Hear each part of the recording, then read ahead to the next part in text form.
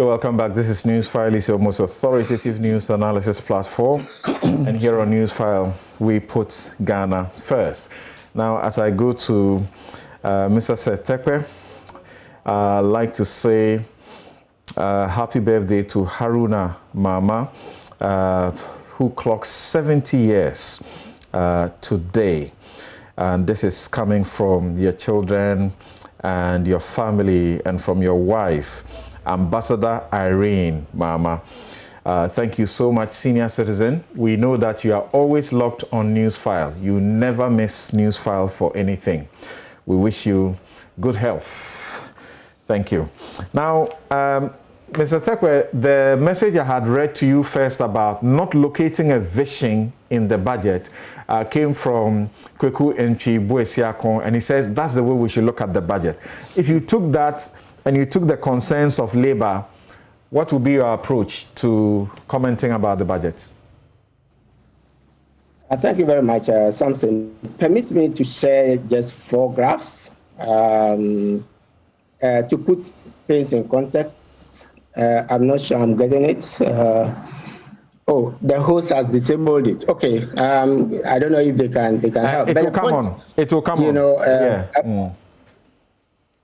Yeah, I understand the host has disabled the sharing.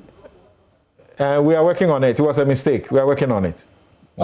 Yeah. Okay. But let me continue. Just I know we have limited time. First of all, the first thing that yes, I mean the one can say that the government has an objective, and that is to reach 5%. But it's very difficult to see how that can be achieved, given that revenues are flat, and GRA and the entire revenue machinery is not expected to raise.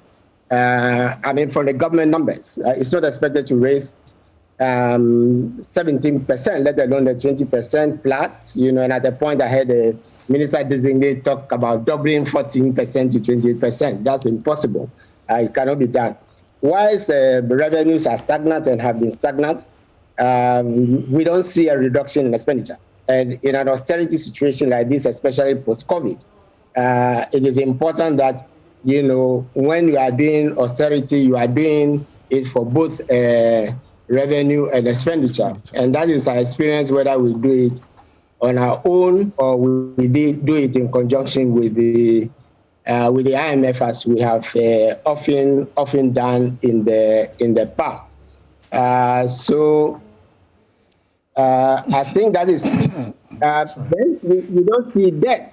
Debt is a major headache, and then in the context is a major headache, and this has been happening since 2017, when the decline in debt started to reverse. Then finally, yes, you put the Labour concern.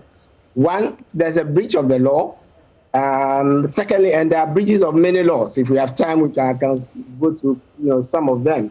Including this is a clear breach of PFMA. 2, PFMA is clear that if you cannot reach agreement in April, there's a formula which you must follow, which would have made a provision, based on the previous year's negotiation.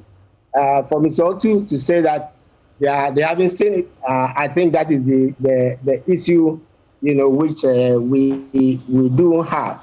Sorry, I have the wrong, but I think one of the things that struck me most is the fact that the minister continues to, talk about taking the fiscal situation from a certain position and improving it. When in actual fact, it's not true.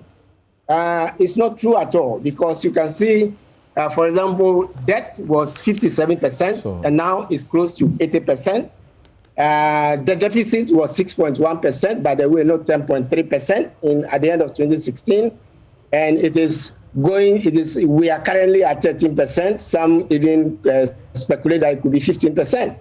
And so this is serious deterioration.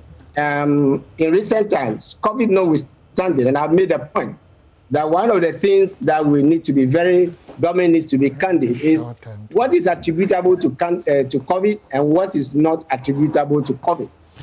You can see from this that the peak we reached in tax and revenue in the yellow you take the rest of it. Was in 20 sorry, this is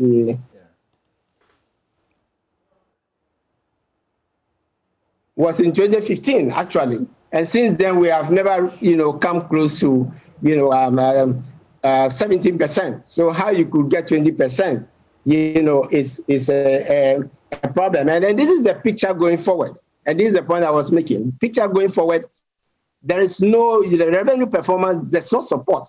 The fact that we could be out of the woods because the performance is stagnant. That's why what we are being told, GRA moving to 20%. And I take, the MTEF, from the 2020 budget and from 2021, and I just position them, and you can see the numbers at the top, which is total revenue, and the numbers that are, follow it, that is tax revenue, and we are nowhere near raising that amount of revenue. And this is a graph. You can see it clearly. Pictures are worth 1,000 words. Then I spoke about expenditure, and again, you can see that expenditure has been above 23%, 20%, from 2017. By the way, there was an offset. You can see the 2.3. So if you deduct that, 2016 is 20%. And currently, in fact, later, as we will see, it shot up to about 23%. In fact, from 2020 budget before COVID issues and came in, the adjustment that was made was 25%, and it has remained 25%. So compared to the revenue situation, you can see, that expenditures are still high, and they are going to be high all the way to the 2024. There's an indication of that in the MTEF in the budget. So this is what probably is being said. And this shows, again, in the graph, you can see not much. And you can see the spike. You can see that in 2020 budget, original budget, there was an indication that, we were consolidating. Then we came to the media review, and because of adjustments for interest, adjustments for wages, and adjustment for energy, roads, we saw a spike. And this shows in a very big increase. This is the problem that faces us. Your blue is compensation or wages, and your yellow, is the that is like the sea. The yellow, the waves. The yellow is interest. When you add the two, you see the first straight line. That is our tax revenue. It's not able to cover it. You can see that it was when we had a single spine that we had this situation. Okay. Control. Yeah, Mr. And you can see from today that it has just been Mr. Terkper, I'm sorry. It's not until 2023 that we are expecting. Right, I'm sorry, but we have run out of time. It's only fair that I give Steve the next 4 minutes or so that he can also give a reaction. Thank you very much, Mr. Terkper. Thank you so much for all the time. And Steve, thank you for being so patient. So now let's hear from you. I'm in trouble. You wanted to react to Dr. Theo Champong and then make a presentation. So in the next 5 minutes, let's hear you. But it's unfortunate for me about five It's unfortunate. Issues. It's unfortunate. So let's hear you. Quick one. I think one of the doctors who spoke said that anytime you increase taxes, you increase inflation. Or inflation. I don't think that is necessarily entirely true. It depends on the cost of the inflationary rate. Either it is cost push or demand pull. Because we even use that to target inflation sometimes to reduce it, especially if it is demand pull. So I think we need to correct that thing. And then quickly, I want to come back to Ejapa and move quick. I think Ejapa, the decision is backed by law. The Minerals Income and Investment Fund Act 2018, Act 978, gives that chance. And I think time and time the minister explained the fact that, of course, it is one of the best policies in the short term to ensure, and even long term, to ensure that we add value to our royalties. And so far, none of those who are speaking about this has been able to point one illegality or mistakes in what has been done. But what I agree is that, of course, as stakeholders, we want to make input, we want to understand it more, and that is not a problem.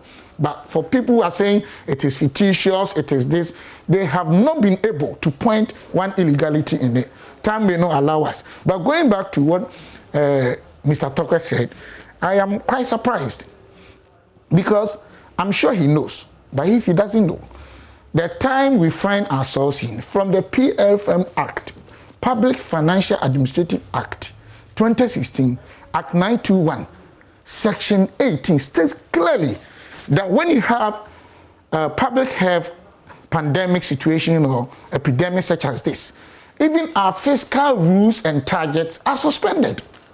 When you have it like this, so we have COVID economy and pre-COVID economy. And the pre-COVID economy indicates strongly that the performance of the economy under Nana Addo Dankwa Akufo-Addo's government, the MPP government, is far better than we inherited in 2016.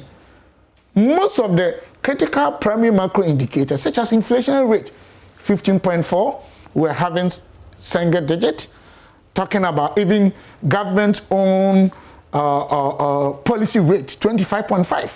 Now we are moving around, even now we are having about 14%. Lending rate was way over 30%. We are having about 22-25%. Talking about even fiscal deficit, we're doing less than 5, and we had a threshold of 5%. So if you look at the figures, and we are doing trend analysis, it is extremely far better. But coming back to the taxation, they increase taxes, introduce or impose 10 different tax components, from the Financial Services Act, the pharmaceuticals, and all those taxes, even the real estate. Under our regime, we have either reduced or entirely scrapped 15 components of them. So if you are talking about net increase or decrease, we have done even far better. But when you have a situation such as this, expansionary fiscal policies, whose ramifications takes about 2 years, will not work. Tactically, will not. So we should understand the fact that the timing that we are in, nobody can analyze the situation in the everyday or the conventional context that we do. But even having said that, the economy that we find ourselves in today, if you look at where we are heading towards, there is hope because we can consolidate. There is hope because we are trying to continue. There is hope because we are going to complete. And the signs are clearly there, and we see what is happening. Okay. It's very unfortunate that maybe each of them... That's a very good note on which... we will not have time to go through, but so at least it is not Dr. a dying situation as people are painting. Thank you very much, Dr. Stephen Amoah. And I need to remind all of you that Love FM's Kiddie Quiz grand finale in Kumasi is today in the next 1 hour. So you join on the Joy Learning channel and Love FM in Kumasi as we have Matthias of Uganda.